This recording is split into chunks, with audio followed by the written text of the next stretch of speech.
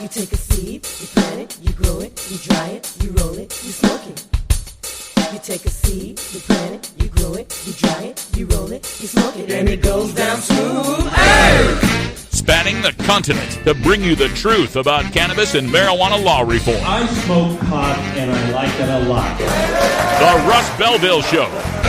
The voice of the marijuana nation. It's like marijuana ought to be legalized. Good people smoke marijuana. Now, here's your host, Radical Russ Belville. Good day, tokens and tokettes and non-token love and liberty. It is Monday, February 27th, 2017, and it's got to be 420 somewhere in the world. It's episode number 896, and coming up on today's show, our guest is Dr. Mitch Earlywine. We're going to be talking about the opioid epidemic and overdoses and how you can administer first aid if you happen to see one. We'll talk about smart stoners and marijuana murderers as well. In our cannabis focus, we'll take a look at the DOJ setting to ramp up the use of private prisons.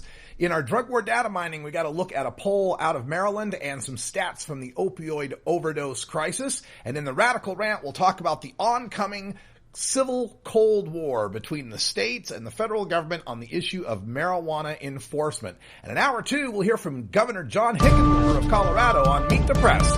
But first, let's get to the cannabis headline news. Covering the latest headlines in consumer cannabis, medical marijuana, and industrial hemp. Now your marijuana headlines in 4 minutes and 20 seconds. This is Cannabis News. This is your Cannabis Headline News from Monday, February 27th, 2017. A guest on NBC's Meet the Press Sunday, Colorado Governor John Hickenlooper downplayed the possibility that the Trump administration would take aim at Colorado's recreational marijuana industry, saying legalization's inclusion in the state constitution makes it unclear whether the federal government could shut it down. Our voters pass it 55-45. It's in our Constitution. Moderator Chuck Todd asked him if he would support the amendment if it was on the ballot today. Boy, I'm getting close. I mean, I don't think I'm quite there yet, but we have made a lot of progress. We didn't see a spike in teenage use. If anything, it's come down in the last year, and we're getting anecdotal reports of less drug dealers. Maybe this system is better than what was admittedly a pretty bad system to begin with. The Denver Post reports that a top Republican lawmaker in Colorado is casting doubt on whether Donald Trump's administration will crack down on the legalization of marijuana, saying the new president wouldn't, quote, turn his back, end quote, on states' rights. Colorado Senate President Pro Tem Jerry Sonnenberg, the chamber's number 2 Republican and a Trump supporter, reacted after the statement from White House spokesman Sean Spicer that recreational pot will face greater enforcement, saying, quote, this president has been all about federalism and giving the states more authority, Sonnenberg told reporters Monday morning, adding, quote, this just flies in the face of that, end quote. Virginians may be less likely to lose their driver's licenses for unpaid fines and minor drug offenses under legislation headed to the governor. The General Assembly passed legislation Friday that would allow those convicted of a first-time marijuana offense to avoid an automatic driver's license suspension of 6 months. The legislature also passed a bill intended to make it easier for people with unpaid court debts to enter into a deferred or installment payment plan to avoid having their licenses suspended. The bill also sets a $100 down payment limit for payment plans. The legislation is similar to new rules enacted by the Virginia Supreme Court. Both bills passed with broad bipartisan support and now head to Governor Terry McAuliffe, who advocated earlier this year for making driver's license suspension laws less strict. An influential doctors group is beefing up warnings about marijuana's potential harms for teens amid increasingly lax laws and attitudes on pot use. Many parents use the drug and think it's okay for their kids, but, quote, we would rather not mess around with the developing brain, end quote, said Dr. Seth Ammerman. The advice comes in a new report from the American Academy of Pediatrics, published Monday in Pediatrics. The group opposes medical and recreational marijuana use for kids. It says emphasizing that message is important because most states have legalized medical use for adults, and many have decriminalized or legalized adults' recreational use. A Massachusetts company called High Speed sells its jalapeno lemonade for $55, delivered to your door with a free bag of marijuana. Giving away or transferring, quote, without remuneration, end quote, for up to 1 ounce of marijuana is legal as long as the exchange is not advertised or promoted. David Uma, founder and chief executive of High Speed Technology, Inc., which has been operating in Washington, D.C. for more than a year, insists his enterprise is on solid ground under the Massachusetts statute. But local authorities don't share that interpretation. David M. Solett, chief legal counsel of the state's Executive Office of Public Safety and Security, called it, quote, a thinly concealed scheme to obscure the illegal sale of marijuana by an unlicensed seller, end quote. Sentiments in Latin America in favor of outlawing marijuana appear to be undergoing shifts in some countries, according to researchers in Chile and the UK. A study was published in the International Journal of Drug Policy that conducted interviews with nearly 9,000 adults in 9 countries in the region: Argentina, Bolivia, Chile, Colombia, Costa Rica, El Salvador, Mexico, Peru, and Uruguay. Researchers found that in Uruguay, which has created a legal marijuana market but struggled to get it up and running, 68% were in favor, followed by Mexico, where 57% supported legalization, and Costa Rica, where the number was 55%. Other countries expressed less support for recreational marijuana use. In Peru, 44% of respondents, 31% in El Salvador, and 30% in Bolivia supported legalization. This has been your Cannabis Headline News for Monday, February 27, 2017. I'm Russ Belville. In the interest of fair and balanced journalism, the Russ Belville Show presents the anti-drug public service announcement of the day.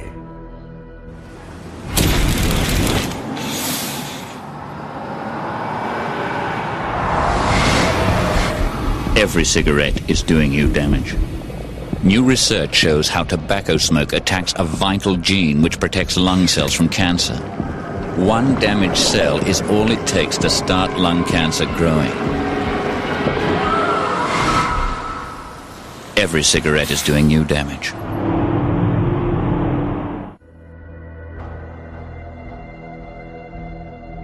This has been the Russ Belville Show's anti-drug public service announcement of the day, exclusively on RadicalRuss.com.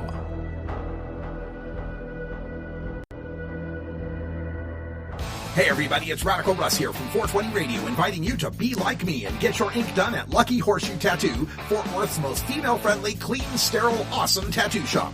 Thomas and his crew are true artists who can design you a custom piece or use a design you bring in. Lucky Horseshoe Tattoo also offers all styles of tattooing as well as piercings and all-around fun. In the DFW area, stop by Lucky Horseshoe Tattoo and tell them Radical Russ sent you. Trust me, it'll feel awesome. You're listening to the Russ Belville Show. But I think it is the prerogative of the states to make that determination. I think the people of Colorado have the right to make the decision that they've made under the Constitution. You can find Radical Russ online everywhere. It's time for Cannabis Facts about teen drug use from Robert Platshorn's thesilvertour.org. This message is supported by our donors and Hemp Inc., a public company poised to lead America's hemp revolution at hempinc.com. A recent survey by the U.S. Centers for Disease Control indicates that in states that have legalized medical marijuana, the rate of marijuana consumption among high school students has not increased. In fact, in legal states like Colorado, teen use has actually decreased significantly. It's simply no longer a big deal for teenagers in legal states. This was Cannabis Facts from thesilvertour.org, an educational nonprofit supported by our donors and Hemp Inc., a public company poised to lead America's hemp revolution at hempinc.com. The world of cannabis is evolving at a frenetic pace. The Russ Belville Show gets behind the headlines to take a deeper look at breaking news in our Cannabis Focus. Today in the Cannabis Focus, we want to take a broader look at the criminal justice policies of the incoming Attorney General, Jeff Sessions. We spent a lot of time talking about Jeff Sessions' hatred of marijuana, but we haven't really touched on his love of private prisons. Story in the Associated Press talks about how Jeff Sessions has long been a supporter of the private prison industry, and now he's talking tough. He's talking tough on drugs and crime, and has long called for the use of private prisons. During private meetings in his first days on the job, he sees a central role for the federal government in combating drug addiction and violence and strict enforcement of immigration laws. So immigration enforcement is going to need more detention centers. Oftentimes these are run by GEO Group or Corrections Corporation of America, the two leading private prison companies in America. We could see more prosecutions and not just that, but longer sentences under his Department of Justice. So as this prison system has been declining in recent years under the administration of Barack Obama and the Justice Departments of Eric Holder and Loretta Lynch, we could see a reversal in that trend. The most recent figures for this, the federal prison population, is currently at 190,000 federal prisoners. Most prisoners are under state custody. That's where we get our 2.3 billion and 25% of the world's prisoners, most of them under state supervision. But of that 190,000, that's down from 220,000 just in 2013. Just 4 years ago, 220,000, we've dropped by 30,000. A lot of that has to do with the Obama administration. Of course, the clemency to over 1,700 federal prisoners, decisions by the Sentencing Commission to reduce drug sentencing guidelines and apply those changes retroactively, the reduction in the crack cocaine disparity from 100 to 1 to 18 to 1.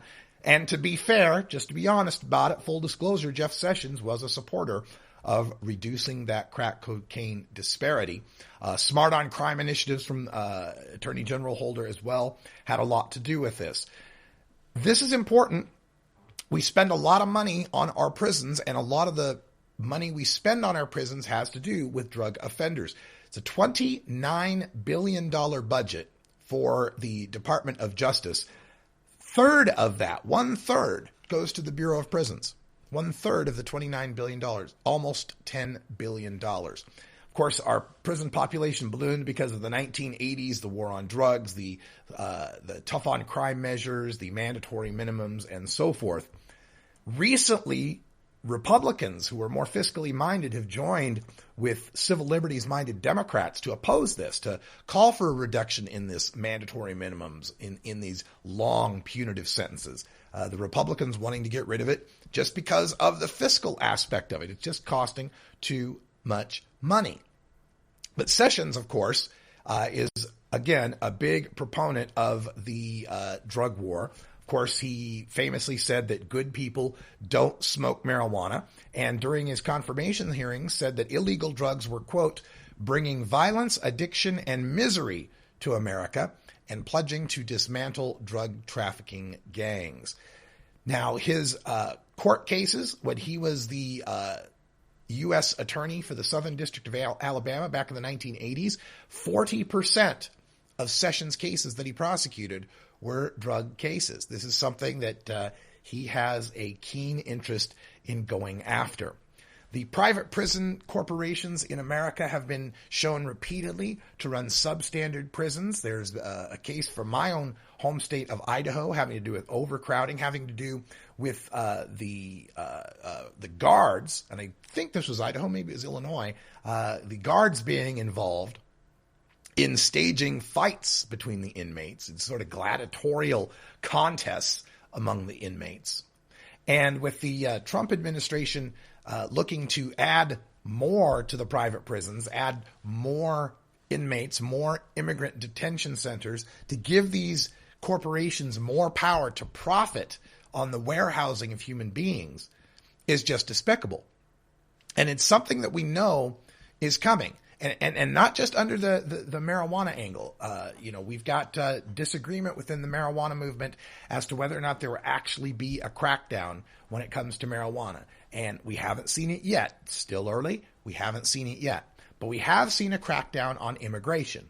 We've already seen the Immigrations and Customs Enforcement, the Border Patrol being activated, especially in the so-called sanctuary cities, and rounding up people. We've seen terrible stories of families being pulled apart and kids being sent back to their home countries. And even worse, the Trump administration calling for the immigrants to be deported to Mexico even when those immigrants aren't necessarily from Mexico. They could be from Honduras and Guatemala and not from Mexico at all. How would you like it if your neighbor country was just going to be giving you a whole bunch of those immigrants that aren't even from your country as deported immigrants? Those are going to require more immigration detention centers run by these private prison corporations. Oftentimes I talk to people and they give me this idea, they give me this defense of the status quo being that Donald Trump is a money guy. He's into business, and he knows that marijuana generates a lot of money for business, a lot of jobs. The problem, though, is if you ascribe to Donald Trump's motives being what makes the most money, prohibition still makes more money than legalization does. There's still a lot of money in private prison contracts, in rehab, in mandated drug tests to be able to justify continuing this war on certain American citizens using non-pharmaceutical, non-alcoholic, tobacco-free drugs. There's more profit in stopping it than selling it, even at this point in legalization. We talk about a $7.7 billion market that's poised to grow to over $26 billion by 2020. That's just a dent, a small fraction of what is available in the private prison industry, in its profits, in the drug testing industry and its profits, the rehab industry and its profits, and not to mention all of the other industries that would be threatened by fully legal cannabis, from timber to oil to cotton to pharmaceuticals and alcohol.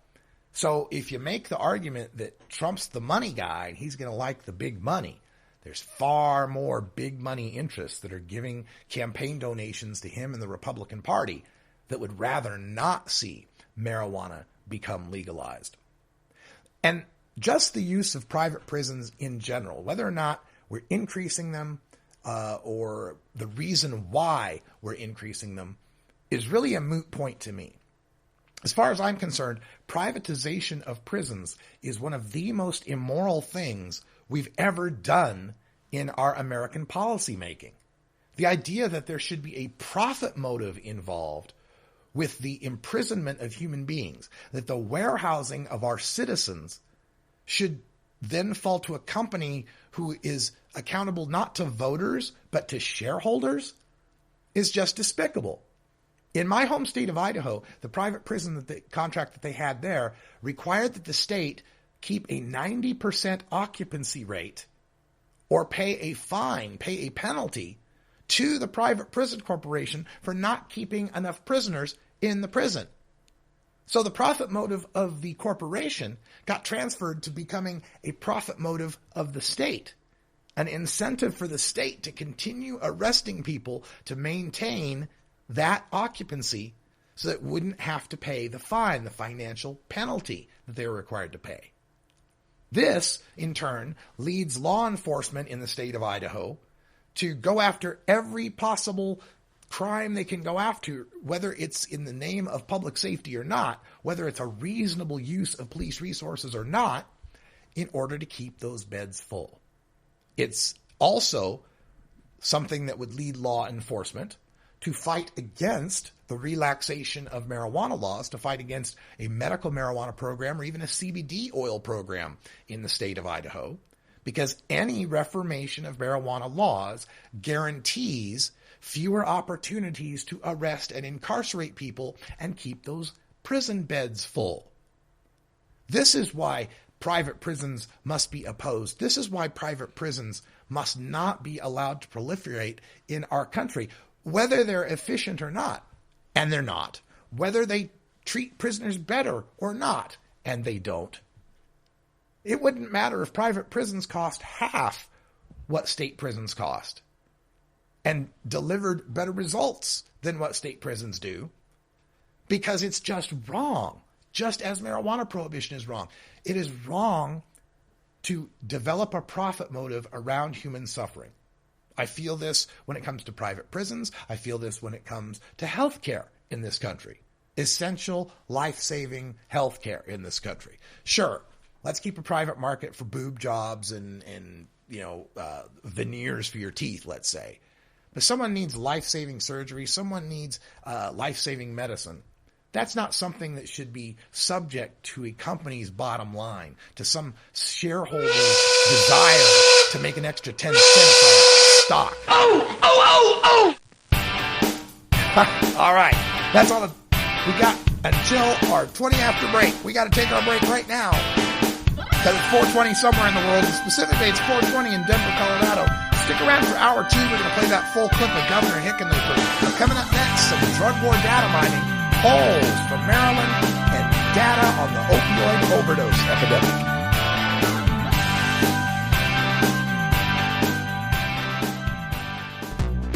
When you are starting up a medical cannabis business, you want a fired-up lawyer who understands the needs of cannabis consumers. The law office of Lauren Vasquez is your fired-up lawyer for the cannabis industry. Visit her website, fireduplawyer.com, or call 1-855-MMJ-LAWS for more information. That's 855-665-5297 for Lauren Vasquez, your fired-up lawyer, or email fireduplawyer@gmail.com. You're not high. You're listening to the Russ Belville Show. Tjena, jag heter David, PKA Dirtball. Vi ska röka hela tiden, alla år. Okay, maybe you're high too. Warning. Hits taken on this show are larger than they appear. Do not try this at home. These people are professionals. Or at least they pay me to say that. It's no bong. It's for my schlong. A public service message from the Russ Belville Show.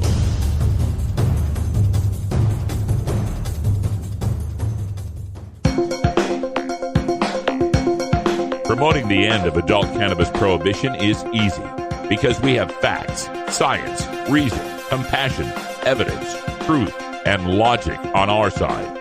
It's even easier when researchers catalog it all for us. Learn how to gather the facts on marijuana use, arrests, seizures, rehabs, drug tests, and more on this edition of Drug War Data Mining. Today in the Drug War Data Mines, we start off with some polling coming out of the state of Maryland. It's the Goucher poll, and it's yet another statewide poll showing marijuana's majority support among the public, totaling at 58% support in this poll. And that's the high water mark so far as this poll is concerned. They asked the same question last year, and the support was at, 54%. In 2015, the support was at 52%. 2014, support was at 50%. And 2013, 51%. So a steady increase in support in the state of Maryland for the legalization of marijuana. They also broke this down into strong support versus just plain old support. That strong support has increased from 25% to 32% among Marylanders, almost a third of Marylanders now, up from a quarter, with strong support for marijuana legalization. There does seem to be a solid floor of strong opposition to marijuana legalization in Maryland, totaling about a quarter of the state's population. In 3 out of the 5 past polls in the past 5 years, the strong oppose has come in at 24%. The other 2 polls being 20% in 2013 and 22% in 2016. So good news out of the state of Maryland as we look to continue marijuana legalization on the East Coast. Now, in reference to the opioid crisis, the epidemic crisis, a couple studies and some data to get to from the CDC and others. This story coming out of Global News in Canada, that patients are choosing cannabis over prescription drugs, something that we've reported many times here, anecdotally and through surveys.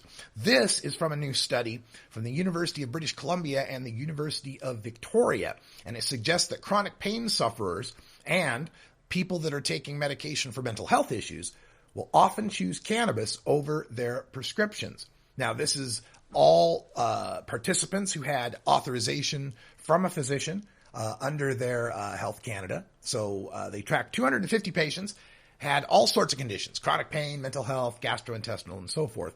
they found 63% of respondents reported using cannabis instead of their prescription drugs, including opioids, to treat pain, benzodiazepines as a sedative, or antidepressants. So the associate professor, who is the co-author of the study, thinks that cannabis has an important role to play in addressing problems associated with pharmaceutical medications such as opioids, saying, quote, further research into how well cannabis works compared to the accepted frontline treatments is warranted.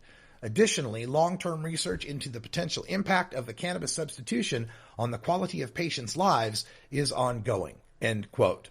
This was published in the International Journal of Drug Policy, and the study was funded by Tilray, which is one of the federally authorized medical cannabis producers in Canada, so held by Privateer Holdings, as a matter of fact. So good to know that the industry is investing in more of these studies. Great to hear that news.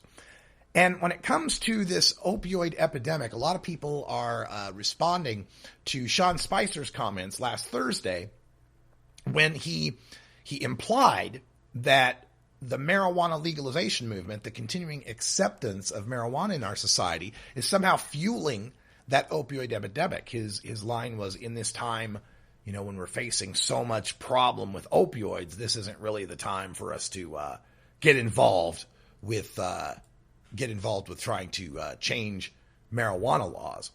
So in Forbes magazine, Janet Burns has responded to this, and she brings up many great statistics to rebut that nonsense. On Friday, the day after Spicer made his comment, the Centers for Disease Control and Prevention, CDC, revealed that a quarter of U.S. overdoses from any drug are due to heroin. And they estimate 1 million people are addicted to heroin. And part of this is because heroin from the street is cheaper than the oxycodone or Vicodin or Percocet or other prescription opioids that many people become addicted to. We have 91 people in the United States who die every day from an opiate overdose. And of course, we know that cannabinoids, medical cannabis, or just access to cannabis itself can reduce that possibility of overdose. There's new research review coming out of Mount Sinai's Icahn School of Medicine that reveals that cannabidiol has been seen to reduce heroin cravings in humans and rodents a week after going cold turkey, and could restore some of the neurobiological damage caused by opioid use. The neurobiologist and author of the study, Yasmin Hurd, is calling for further human trials, saying, quote, we have to be open to marijuana because there are components of the plant that seem to have therapeutic properties, but without empirical-based research or clinical trials, we're letting anecdotes guide how people vote and policies that are going to be made. The Journal of the American Medical Association published a study that found a 25% drop in opioid overdose deaths in states that have medical cannabis laws on the books. Prescription Medicare Part D filings dropped. This was a University of Georgia review that found Medicare Part D filings for prescriptions dropped for opioids in the states that had legalized medical marijuana. That saved $165.2 million, or close to $468 million if every state had medical marijuana. We'll talk with Dr. Mitch about this next.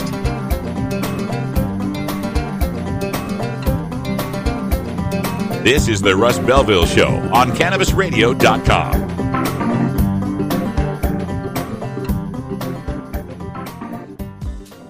The Russ Belville Show is proudly sponsored by the Marijuana Business Association. The MJBA, called by NBC News the Cannabis Chamber of Commerce, is the fastest growing business association in the fastest growing industry in America. I've been working with the MJBA for years, and I personally invite you to join the MJBA. MJBA also publishes the popular MJ Headline News on Facebook and the MJNewsNetwork.com and Marijuana Channel 1 on YouTube. Visit MJBA.net for more details. You're not high. You're listening to the Russ Belville Show. I hope you were as much fun on that dais as you were on your couch.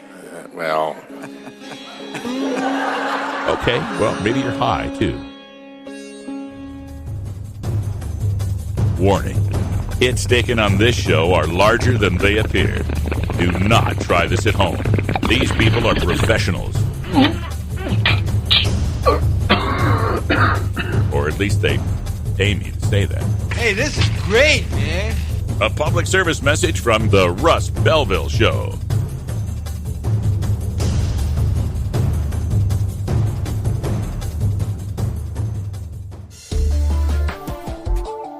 It's time for the Russ Belville Show's Cannabis Q&A with Dr. Mitch Earlywine. Dr. Earlywine is a professor of psychology at the State University of New York at Albany and a leading author and researcher on cannabinoids and health, who pins the Ask Dr. Mitch column for High Times magazine. All right, welcome back, everybody. Time for our dose of cannabis science. We got Dr. Mitch on the line. How you doing, Dr. Mitch? Crazy day. How are you? Crazy day out here, out west as well. We're just winding up February, and we got plenty to talk about. A lot of stuff on the opioid epidemic, and I just responded to a story. People are responding to Sean Spicer's comments, the White House comments from Thursday that seem to imply it's a bad idea for us to move forward with recreational marijuana because, my God, people are dying from heroin. And if you had a chance to talk to Sean Spicer, Dr. Mitch, what would you tell him about this supposed correlation? The bottom line is cannabis could actually help the heroin epidemic. So I'd have to walk them through slowly and use very small words. But the big idea is, in fact, folks who are addicted to heroin seem to respond well to cannabis because it can ease the pains of withdrawal, and that is a step towards getting away from the needle or smoking of the opiates or taking these pills that seem to have strung out so many. So when you look at the data from medical marijuana states and how lower overdoses seem to be in those locations, that's no accident. That's a causal link.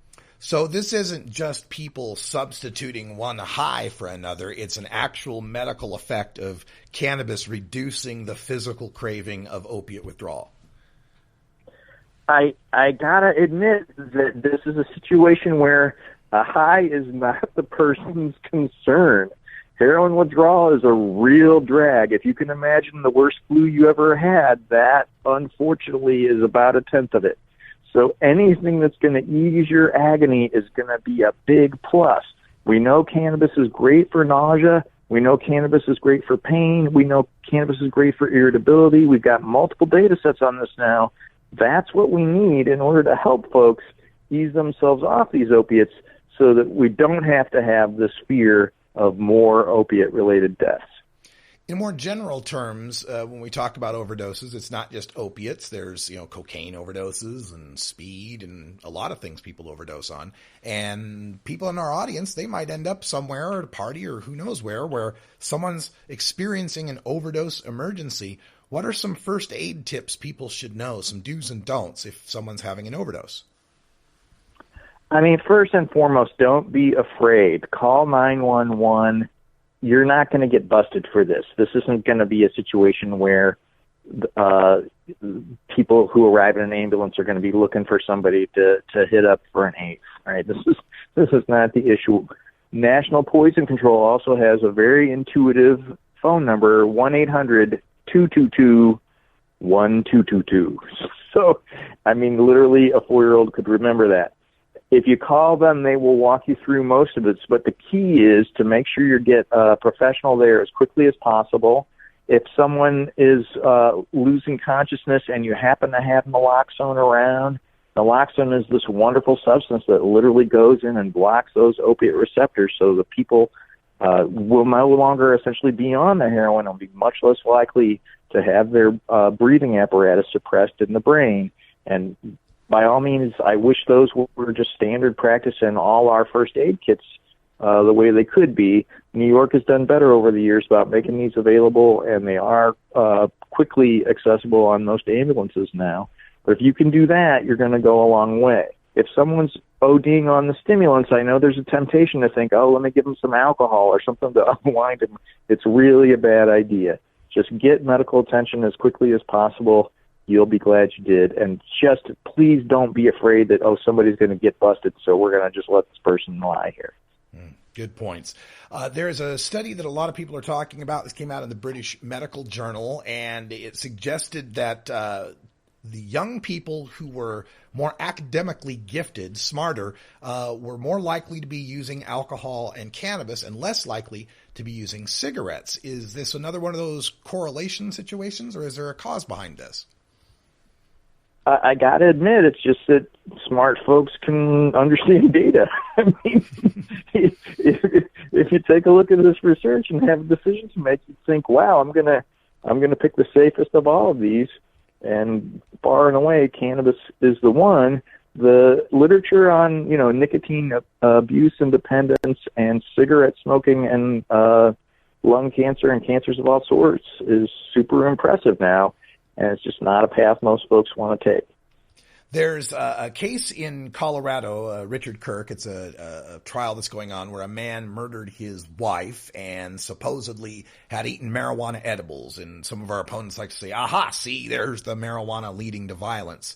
Now, in the case of former New England Patriots tight end Aaron Hernandez's murder case, there's a suggestion that his defense team may bring up the marijuana mayhem defense, that he was out of his mind on pot, and that's what led him to the psychosis that led to murder. If you had to be an expert witness in this trial, Dr. Mitch, what would you tell him about marijuana and mayhem? So I can point to laboratory studies that are over 40 years old that suggest that cannabis just does not increase violence. If anything, it's the poor folks in the placebo group who are so disappointed that they're in the placebo who end up being more hostile.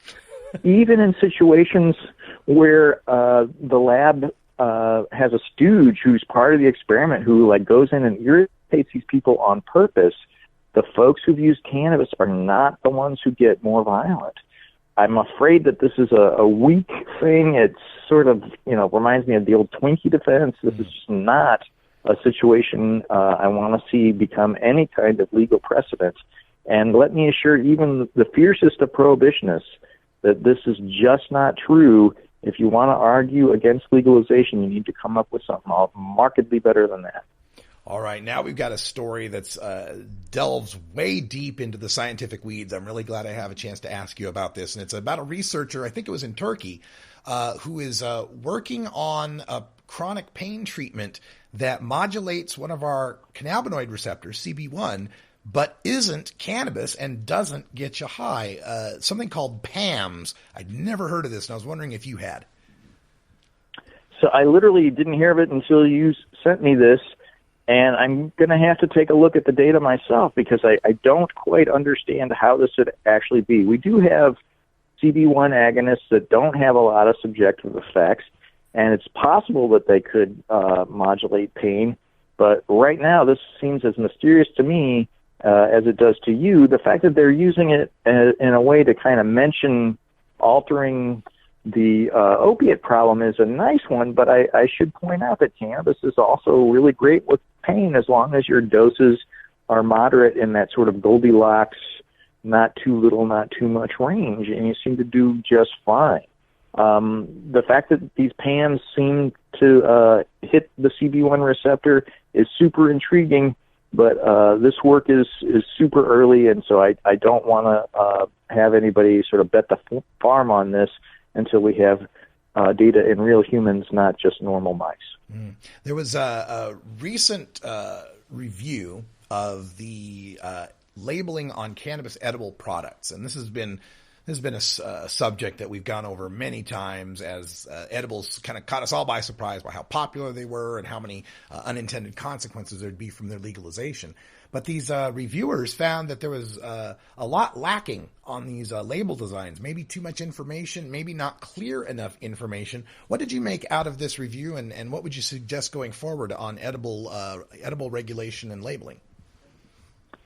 I mean, first and foremost, to have contains cannabis in big letters may be the way out of a lot of these problems. So the fact that you can do a focus group with over 90 people and some of them say, I literally am not sure what does and what doesn't have cannabis in it, is sort of a shame.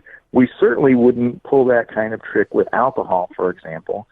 And then I do want to emphasize that something as simple as just saying 10 milligrams of THC gets the big point across.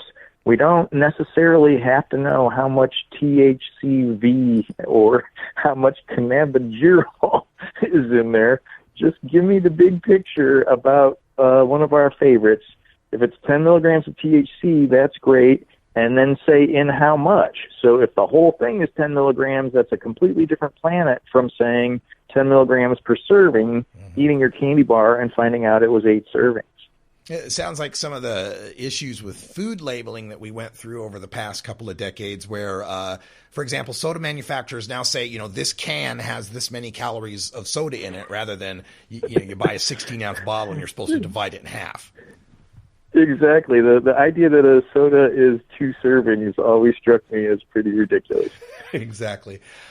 There's some worry now from people that are concerned about the environment, that the legalization of marijuana may be leading to more environmental degradation, specifically because a state like Colorado has all these indoor warehouses that require the lights and the ventilation and all this electricity usage that wouldn't be necessary under sun-grown cannabis.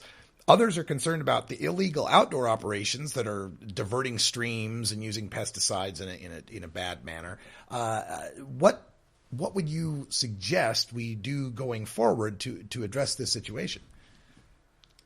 I want to emphasize that the growers I know are some of the most eco-conscious folks you could ever meet. Really, really sharp, wonderful folks who care about the world and care about plants. The fact that illegal grows end up being sort of forced to pull these kinds of tricks is pretty telling. I've had folks email me about, some of the situation, and I really think it's in some ways a consequence of prohibition. If folks didn't have to worry so much about getting their plants out and squeezing every single, milligram of THC out of every single thing, they wouldn't have this same issue. And the hiding things and the having to bring water in through, backdoor means is really part of the problem. So I'm afraid we could solve this quite easily. We grow markedly weirder things that are harder to grow without breaking up the whole earth as long as there's a legal market. And that, I think, is the step in the right direction. And believe me, a nice legally produced hemp crop is going to be something that's going to be good for the earth if we get the chance to do it legally and right. Let's get that across all 50 states like it used to be. Folks, that's all the time we got with Dr. Mitch, but if you got a question you'd like to get answered or talked about or dealt with privately even, you can send it directly to Dr. Mitch by emailing 420research@gmail.com. We'll have him back next Monday with more on our latest weed science news update, our cannabis Q&A. Thanks, Dr. Mitch, and talk to you next week. Looking forward to it. Stay tuned. We're back with the Radical Rant on the upcoming Civil Cold War in America.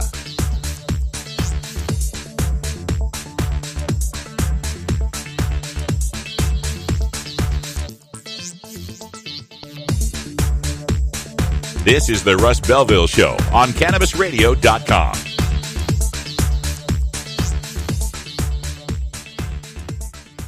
Hey everybody, it's Radical Russ here from 420 Radio, inviting you to be like me and get your ink done at Lucky Horseshoe Tattoo, Fort Worth's most female-friendly, clean, sterile, awesome tattoo shop. Thomas and his crew are true artists who can design you a custom piece or use a design you bring in. Lucky Horseshoe Tattoo also offers all styles of tattooing as well as piercings and all-around fun. In the DFW area, stop by Lucky Horseshoe Tattoo and tell them Radical Russ sent you. Trust me, it'll feel awesome. You're listening to the Russ Belville Show. And it's the first time in 2 years, or the first time in a year and a half, that I had a decent night's sleep because the arthritis pain was gone. You can find Radical Russ online everywhere. Warning. Hits taken on this show are larger than they appear. Do not try this at home. These people are professionals. Or at least they pay me to say that. Yes, I cannabis. A public service message from the Russ Belville Show.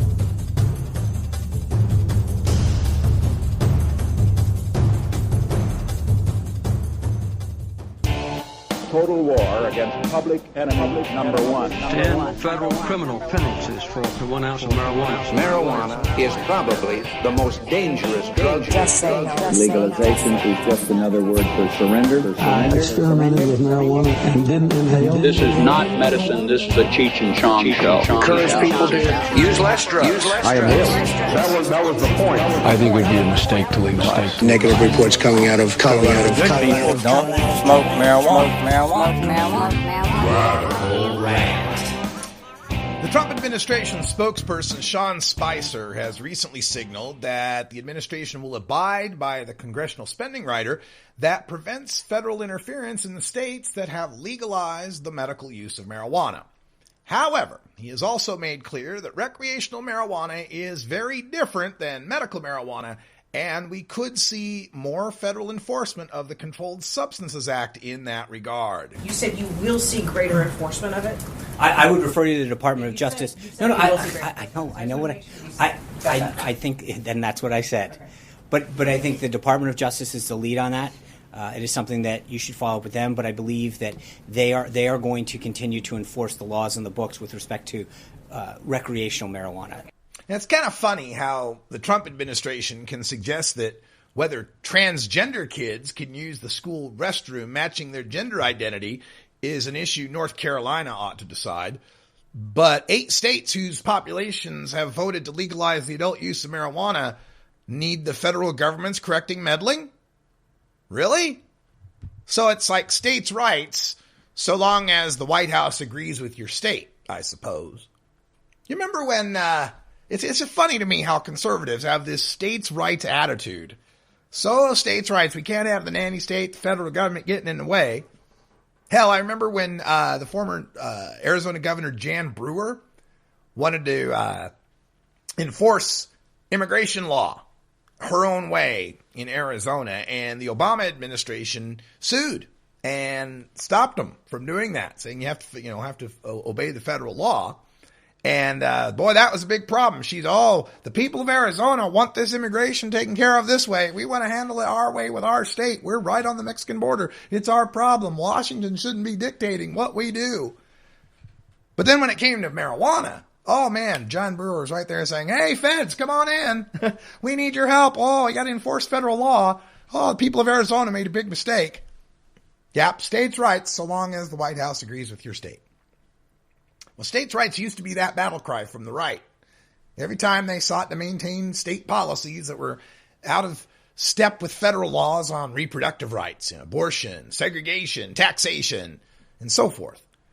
Well, now it's like states' rights may become a battle cry from the left as we seek to maintain state policies on marijuana legalization, immigration, and LGBT rights against a hostile administration in Washington. California is leading the way in this new civil Cold War. Well, much of the state in California is already covered by cities and counties that they call sanctuary cities. This is where the local authorities are banned from assisting federal immigration authorities. Like the county sheriff or the local cops aren't going to turn in somebody who was caught for jaywalking or a speeding ticket or a petty theft. They're not going to turn them in to Immigrations and Customs Enforcement or the Border Patrol if they're illegally in this country. So that's the sanctuary city idea, and now there's a bill pending before the California Assembly to extend that protection of immigrants to the entire state. So like any law enforcement official in the state couldn't cooperate with the immigration forces. No county sheriffs, no state cops, no California Highway Patrol, nothing. Now California's got a similar bill that would create a de facto marijuana sanctuary state. Here's the description from the bill. Quote, this bill would prohibit a state or local agency as defined from taking certain actions without a court order signed by a judge, including using agency money, facilities, property, equipment, or personnel to assist a federal agency to investigate, detain, detect, report, or arrest a person for commercial or non-commercial marijuana or medical cannabis activity that is authorized by law in the state of California, and transferring an individual to federal law enforcement authorities for purposes of marijuana enforcement. End quote. So we'd have California openly defying the federal government on immigration and on the issue of marijuana.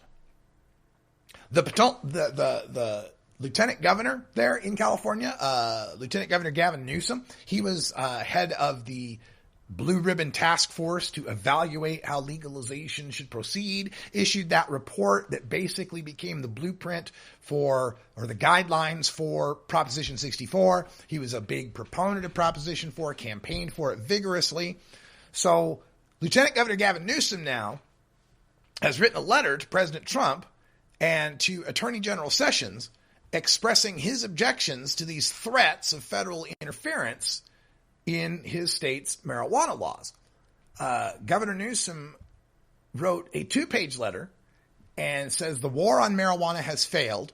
We can't continue to keep doing what we've done and expect a different result. The very definition of insanity, according to Albert Einstein. And the other states, the other legal states, are gearing up for this civil Cold War on marijuana as well. Colorado's governor, John Hickenlooper, he's indicated that he's ready to defend his state's constitution over the issue of marijuana. He was on Meet the Press when he mentioned that. Our voters pass at 55-45. It's in our Constitution. So it's going to be kind of hard to tell Colorado or Coloradoans that they can't have their constitutional rights. Colorado may have the best case against the state or against the federal interference, having its medical and recreational as constitutional rights, not just statutes like they are in the rest of the states. He says that legalization is something that he didn't vote for, but that he's coming around to it, that he's not seeing all of the things that he had feared would happen underneath legalization in the state of Colorado. And, of course, he's very happy with the tax revenues that the legalization has led to.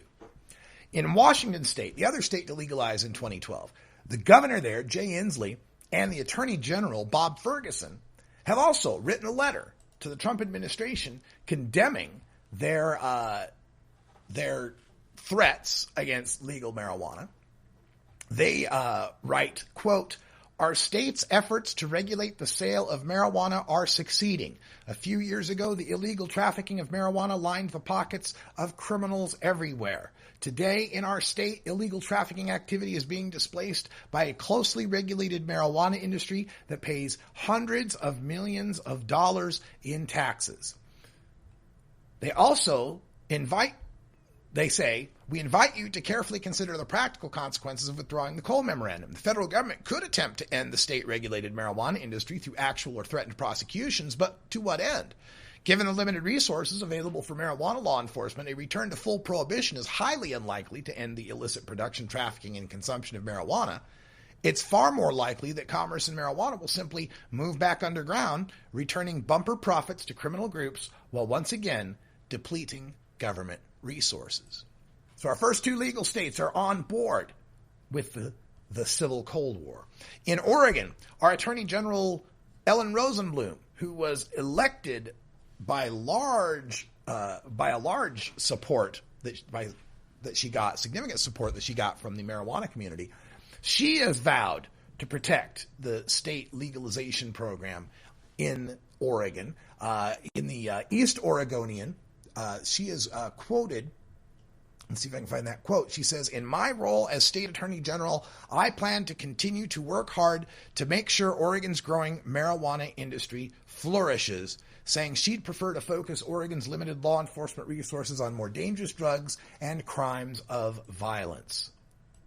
In the state of Nevada, the Senate Majority Leader there is urging the state's attorney general to fight against a federal marijuana crackdown. The Senate Majority Leader Aaron D. Ford said, quote, the Attorney General must make it immediately clear that he will vigorously defend Nevada's recreational marijuana laws from federal overreach.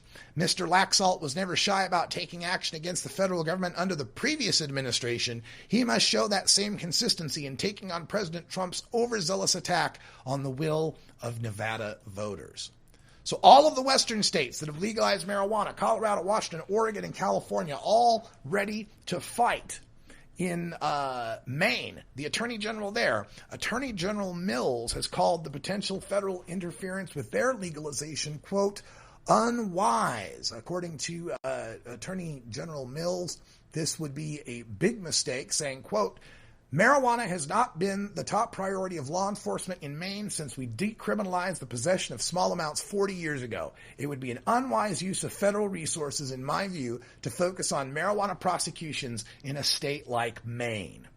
And in the state of Massachusetts, the governor's office has indicated that it will move forward on their new legalization law. This being reported by Marijuana Business Daily. Spokeswoman for Governor Charlie Baker said, quote, the voters of Massachusetts have spoken on this issue, and the administration will continue to work with lawmakers, educators, public safety, and public health professionals to move forward with the new law, end quote. And finally, in the state of Alaska, a spokeswoman for the Alaska Department of Law has said that her state's marijuana laws, quote, will not be overturned. Spokeswoman Corey Mills said, quote, the federal law is one thing, and the state has the right to enact laws in this area, and those are perfectly constitutional. Our law wouldn't be overturned. But there's a different federal law, and how they want to enforce the federal law is up to the federal government. We'll just wait and see what sort of actions they take, end quote. So, attorneys general, leading Senate leaders, Department of Law spokespeople, all across the 8 legal states are signaling that they're ready to fight the civil Cold War over marijuana legalization. And at the federal level, the newly formed Congressional Cannabis Caucus has condemned the threat to their state's marijuana laws. Oregon's Senators Merkley and Wyden and Congressman Blumenauer have all objected to Spicer's comments. They wrote a letter that was also signed on Don Young from Alaska on this as well. In their comments, Senator Merkley said, these comments from the White House are unfortunate and will only spread confusion and fear. Representative Blumenauer said, I am deeply disappointed by Sean Spicer's statement that he expects states to see greater enforcement and crackdown on the adult use of marijuana. And Senator Ron Wyden says, quote, I will fight hard against ridiculous federal government intrusions into our state. Also, Representative Barbara Lee has vowed to fight loudly against federal marijuana interference in Congress. Vermont Senator Bernie Sanders tweeted, quote, we should be moving toward decriminalization of marijuana, not reverting progress that states have made, end quote. Local news media in the legal states are rejecting Spicer's rhetoric as well. Maine's Portland Press-Herald wrote, quote, states like Maine that have legalized marijuana should fight this kind of federal overreach, end quote. The Seattle Times wrote that, quote, Trump should read the will of the people and let states continue to be the laboratories of democracy, end quote. And the Denver Post opined, quote, an abrupt change from the status quo would do far more harm than good. As NORML has threatened, if it's a fight they want, it's a fight they'll get. Except now, our side has the support of the media, 60% of the American people, attorneys general in 8 states, and maybe the funding from a nascent marijuana industry finally awaken to the reality that they need to invest in nonprofit marijuana reform activism if they hope to expand their businesses. That's all the time we got for Hour 1. Live listeners, stay tuned for Hour 2, Toker Talk Radio. More news in the pipeline. For everyone here at Delta 9 Studios in beautiful legal Potland, Oregon, I'm Radical Russ. Thanks for joining us, and until next time, take care of each other, Tokers. We love you.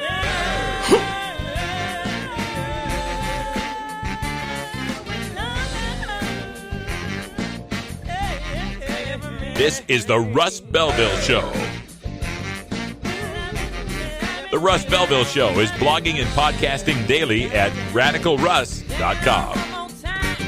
You take a seed, you plant it, you grow it, you dry it, you roll it, you smoke it. You take a seed, you plant it, you grow it, you dry it, you roll it, you smoke it. You take a seed, you plant it, you grow it, you dry it, you roll it, you